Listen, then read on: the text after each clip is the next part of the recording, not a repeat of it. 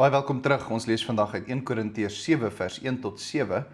En hier kom die vraag na vore: moet 'n Christen selibaat lewe? Verder, met verwysing na waaroor jy geskryf het, dit is goed vir 'n man om nie met 'n vrou omgang te hê nie. Maar om seksuele losbandigheid te voorkom, laat elke man sy eie vrou hê en elke vrou haar eie man. Laat die man sy huweliksplig teenoor sy vrou nakom en net so ook die vrou teenoor haar man. Die getroude vrou het nie seggenskap oor haar eie liggaam nie, maar haar man wel.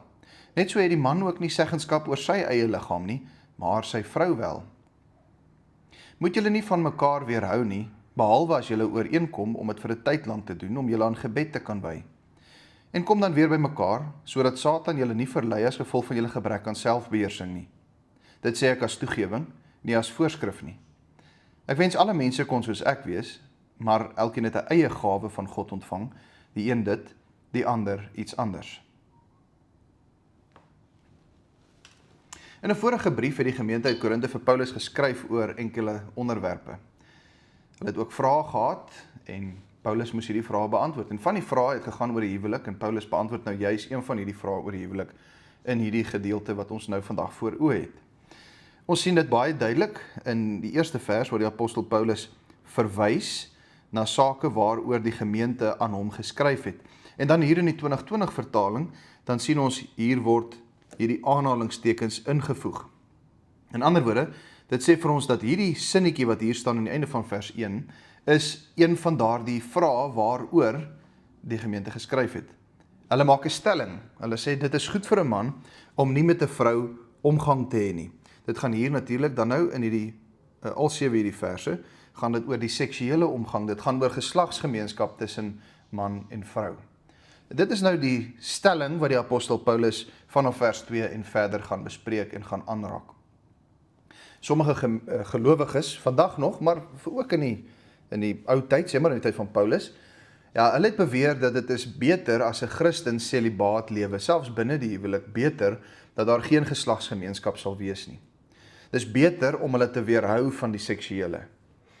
Die persepsie is dus dat Christenskap is gelyk aan die verpligte selibate leefstyl. Jy moet selibaat leef as jy 'n Christen is. Nou, hou nou in gedagte, hier's baie mense wat vanuit die heidendom oorkom na die Christelike geloof. Hulle kom tot bekering. Nou daar in Korinthe was die seksuele alledaags. Hulle was bekend met prostitusie en tempelprostitusie en allerhande vulgêre dinge. Nou word hulle Christene en nou is die oorreaksie eintlik dat hulle beweer dat 'n Christen hoegenaamd geen seksuele verhouding mag hê nie, ook nie binne die huwelik nie. Paulus gaan hierop antwoord soos ek sê in die volgende verse, maar iets wat ons miskien terloops net moet opmerk, is Paulus maak geen morele uitspraak met betrekking tot die seksuele of die selibate lewe nie. Nou wat bedoel ek as ek dit sê? Met ander woorde, Paulus sê nie dit is moreel beter om selibaat te lewe nie, maar hy sê ook nie dit is moreel beter om as 'n getroude man en vrou in 'n seksuele verhouding te wees nie. Hy sê dis nie op 'n morele vlak, dit is goed, moreel goed om selibaat of in 'n seksuele verhouding te wees nie. Hy maak dit wel baie duidelik dat selibaatheid nie 'n morele verpligting is nie, dis nie 'n wet nie, maar hy beskou dit as voordelig om as 'n selibate persoon werksaam te kan wees in die koninkryk. En daarbey saam beskou hy selibaatheid nie as die norm nie, maar 'n godgegewe uitsondering. So die norm is seksuele omgang binne die huwelik. En dit gaan ons nou verder uitpak en sien. In vers 2 sê die apostel Paulus, maar om seksuele losbandigheid te voorkom, laat elke man sy eie vrou hê en elke vrou haar eie man. In ander woorde, in hierdie verse gaan dit oor die monogame huwelik, waar een man getroud is met een vrou, soos die Bybel dit ook bepaal het. En binne daai konteks, sê die apostel Paulus, is dit goed dat daar seksuele verhouding is om losbandigheid te voorkom. Die huwelik is die konteks wat die Here gegee het waarbinne die seksuele kan plaasvind, juis sodat die liggaamlike drange en begeertes daar uitgeleef mag word en nie buite die huwelik nie. Die huwelik is met ander woorde nie die uitsondering nie, maar dit is die normale. Die huwelik is die normale. Maar Paulus se bevel is hier ook baie duidelik. Die man en die vrou moet slegs aan mekaar behoort en nie aan ander partye nie. Die huwelik en die huweliksbed moet eerbaar, moet rein gehou word. Dis net iets vir die getroude man en getroude vrou. Laat, daar hoor jy iets van daai bevel, laat elke man sy eie vrou hê. Laat hê, daarin lê die bevel. Jy moet behoort aan jou eie man en jou, of dan jou eie vrou. Binne hierdie getroude lewe is 'n gesonde seksuele verhouding nodig om onsedelikheid te voorkom. Daardie punt is baie duidelik in Paulus se verse hier. Die Bybel en die apostel hou rekening met die menslike, liggaamlike behoeftes. Die Here weet mos hoe hy ons gemaak het. En om te voorkom dat ons in allerlei seksuele onsedelikheid verval, gee die Here die huwelik. Daar mag die seksuele uiting vind. Geslagsgemeenskap is nie die enigste rede vir die huwelik nie. Dis baie mense se kommentaar hier oor hierdie vers veral. Hulle sê Paulus vervlak die huwelik en maak dit net oor die seksuele. Maar dit is nie wat Paulus hier doen nie. Hy sê nie die huwelik gaan net oor die seksuele nie. Dit gaan nie net daaroor om losbandigheid te voorkom nie, maar dit gaan daaroor dat die man en die vrou mekaar behoort en die seksuele is 'n aspek van die Bybelse huwelik. So dit is vir ons baie duidelik nou in hierdie verse, maar kom ek maak net die duidelike toepassing. Dit kom vir ons hier na vore dat 'n seksuele verhouding buite die huwelik nêrens in die Bybel goedgekeur word nie. Dis ongehoorsaam en dis onsedelik en dit is baie skadelik. Die seksuele hoort tuis binne die monogame Bybelse huwelik. Laat elke man sy eie vrou hê. Kom ons gaan oor na vers 3 en 4. Laat die man sy huweliksplig teenoor sy vrou nakom en net so die vrou ook teenoor haar man. Paulus beskryf gereelde, gesonde geslagsgemeenskap as 'n plig. Dis die huweliksplig wat die man teenoor die vrou het, wat die vrou teenoor die man het. Nou let asseblief hier mooi op die feit dat die apostel sê die man en die vrou gee.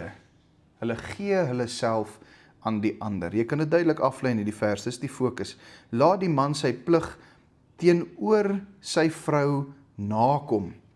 Dus in ander woorde, die rigting waarin die man se fokus beweeg is nie na homself nie, maar teenoor of na sy vrou. Hy gee en dieselfde van die vrou se kant of van die vrou se perspektief of sy gee aan haar man. Die man se fokus is sy vrou, die vrou se fokus is haar man.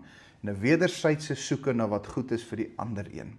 Die man het nie meer seggenskap oor sy vrou se liggaam nie en die vrou het ook nie meer seggenskap oor haar man se nie. Beide behoort aan mekaar en daarmee het hulle ook albei 'n plig teenoor die ander een.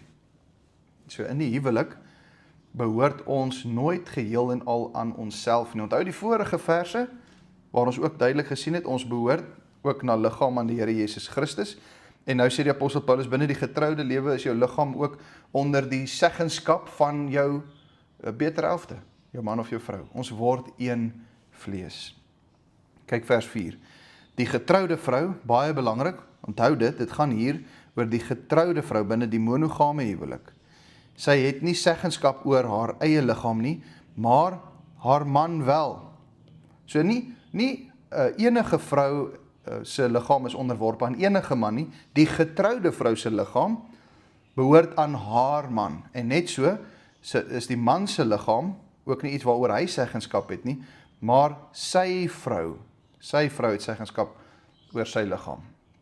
Ongelukkig hoor 'n mens van getroude mense waar die man of die vrou binne die huwelik deur hulle eie maats verkragt word. Het jy al ooit daarvan gehoor? Verkrachting binne die huwelik? Selfs binne sogenaamde Christelike gesinne hoor jy dat dit gebeur en dan word hierdie verse in Korintiërs as 'n regverdiging gebruik vir die verkrachting. Die man beweer byvoorbeeld dat hy maar met sy vrou se liggaam mag maak soos hy goed dink, want wat sê die apostel Paulus? Sy behoort aan hom. Haar liggaam behoort aan hom. Dis 'n gruwelike en 'n moedswillige misinterpretasie van hierdie teks. Die fokus en die klem lê juis op die liefdevolle gee van jou eie liggaam, om die plig na te kom, ter wille van die ander, nie ter wille van jouself nie. Die fokus lê hier op jou maat, nie op jouself nie. Vers 5 en 6 is die volgende verse wat vir ons nou aan die beurt kom. Moet julle nie van mekaar weerhou nie. In ander woorde, vir 'n tyd lank geen seks in die huwelik hê nie. Maar daar's 'n uitsondering, maar kyk wat sê die apostel Paulus dan in vers 6, dit verwys hoofsaaklik na hierdie uitsondering, dit sê ek as 'n toegewing, nie as 'n voorskrif nie. So hier is 'n uitsondering wat nie 'n wet gemaak moet word nie. Okay, wat moet nie 'n wet gemaak word nie? Behalwe as julle ooreenkom om dit vir 'n tyd lank te doen om julle aan gebed te kan wy en kom dan weer by mekaar sodat Satan julle nie verlei as gevolg van julle gebrek aan selfbeheersing nie. Dit sê ek as toegewing, nie as voorskrif nie. So dis 'n Bybelse beginsel, die norm, dat getroudes wel van gereelde geslagsgemeenskap 'n prioriteit moet maak. Gereelde seksuele omgang is die Bybelse norm, maak deel uit van 'n gelukkige huwelikslewe, en so die Here dit ook bepaal, en so het hy dit ook bedoel, en dit sien ons duidelik in hierdie verse. Dit is die strekking ook van Paulus se opdragte hier. Daar moet nie 'n weerhouding wees van fisiese omgang nie, dit kan lei tot 'n verbrokkeling van die verhouding, ensovoorts. Nou wil ek net gou hier so terloops noem, voordat ons nou in diepte ingaan op hierdie vers, dat ons ook met hierdie verse rekening moet hou met getroudes wat graag gehoor wil gee aan hierdie verse, aan hierdie opdragte, maar vir een of ander rede eenvoudig nie kan nie. Dit gebeur soms vanweë die gevalle wêreld waarin ons is, vir watter rede ook al, dat gereelde intimiteit net nie moontlik is nie. Dis miskien fisiologiese probleme, psigiese probleme, wat die seksuele verhouding bemoeilik of 'n stremming daarop plaas, of selfs onmoontlik maak. Gelowige getroudes wat hierdie seksuele probleme ervaar, moet dan ook besef dat die geslagsgemeenskap nie al is waaroor die huwelik gaan nie. Daar kan steeds 'n verhouding wees sonder liggaamlike intimiteit. So, hou net dit in gedagte terwyl ons met hierdie verse werk. Paulus sê, daar mag miskien redes wees waarom gelowige getroudes vir 'n tyd lank hulle self seksueel van mekaar weerhou. Maar dit is nie die norm nie, weer eens, dit is 'n uitsondering. En daar is sekere vereistes waaraan voldoen moet word wanneer hierdie uitsondering plaasvind. Kyk gou na die 3 vereistes wat die apostel Paulus hier noem. Die eerste vereiste is dat beide partye moet ooreenkom dat daar vir 'n tyd lank geen geslagsgemeenskap geen intimiteit sal wees nie. En dan, tweede vereiste, dit moet wees vir 'n tyd lank, in ander woorde, dit moet ingeperk word vir 'n baie belangrike rede, sodat Satan julle nie verlei nie. So die getroudes moet ook besef dat hier 'n baie belangrike aspek, daar's 'n baie belangrike rede waarom gereelde geslagsgemeenskap nodig is, en dit is omdat die verleiding van die Satan al hoe dringender word, al hoe ernstiger word vanweë die gebrek aan die liggaamlike begeertes waaraan nie voldoen word nie. So, dit moet net vir 'n tyd lank wees as beide dit ooreengekom het. En dan, dit lyk vir my ook, miskien 'n derde deel van hierdie uitsondering is, dat dit moet gebeur, hierdie weerhouding van die seksuele moet gebeur, nie sommer vir enige rede nie, maar om 'n fokus op die koninkryk van die Here te hê, gebed of vas, om jou daaraan te wy. Dit wil sê geestelike sake. So, daar moet nie sommer so net gestaak word met die geslagsgemeenskap nie, daar moet 'n goeie rede daarvoor wees, geestelike rede daarvoor. So dit is die 3 redes wanneer hierdie uitsondering wel kan gebeur. Maar hou in gedagte, vers 6, dit sê die apostel Paulus is 'n toegewing, nie as 'n voorskrif nie. Hy wil nie 'n wet hiervan maak nie, is nie 'n bevel dat getroudes vir 'n tyd lank hulle self moet weerhou vir gebed nie, maar hulle sou kon. En wanneer hulle dit dan doen, dan moet hulle die spesifikasies daarvan self inkleer, soos hulle dit wil en soos hulle dit dan goed dink. Vers 7. Ek wens alle mense kon soos ek wees, en daarmee bedoel hy ongetroud, en nie net ongetroud nie, maar ook celibaat. Maar elkeen het 'n eie gawe van God ontvang, die een dit, die ander iets anders. Dis baie moontlik, hoogs waarskynlik, dat Paulus voorheen getroud was, veral omdat hy 'n Joodse man was en 'n lid van die Sanhedrin. Oor hierdie sake het ons ongelukkig nie meer inligting nie. Wat wel duidelik is dat hy ten tye van hierdie skrywe ongetroud is en celibaat is en verkies om so te bly. Hy beskou dit as voordelig vir die koninkryk en daarom wens hy ook dat alle mense so kon wees, want dit is voordelig vir die koninkryk. Maar hy beskou dan hierdie selibate leefstyl nie as iets wat 'n mens op iemand kan afforceer nie, maar hy beskou dit baie interessant as 'n eie unieke gawe wat God moet gee. Is 'n gawe om selibaat te kan bly sodat jy meer tyd en energie vir die koninkryk tot jou beskikking het. Dit is die voordeel daarvan, dis die voorreg van die selibate lewe, maar let mooi daarop, dit is nie vir elke een nie. Dit is 'n besondere, dit is 'n uitsondering. Sommige kerkgroepe maak van die selibate leefstyl 'n verpligting. As jy 'n priester wil word, moet jy selibaat wees. En 'n mens kan maar net gaan kyk in die nuus hoe skadelik dit is om so iets af te forceer op mense wat nie hierdie gawe het nie. Want jy lê 'n onnatuurlike las op mense wat van nature nie selibaat kan bly nie. So iemand wat selibaat lewe moet daartoe begaafd wees. Kom ons bid saam. Dankie Vader dat U vir ons die huwelik gegee het waar ons as man en vrou in liefde teenoor mekaar mag lewe. In 'n wêreld vol onsedelikheid en seksuele losbandigheid bid ons U om weer vir ons 'n gesonde en goeie beskouing van die huwelik, die liggaam en die seksuele te gee, sodat ons in ons getroude lewens U sal verheerlik. Amen.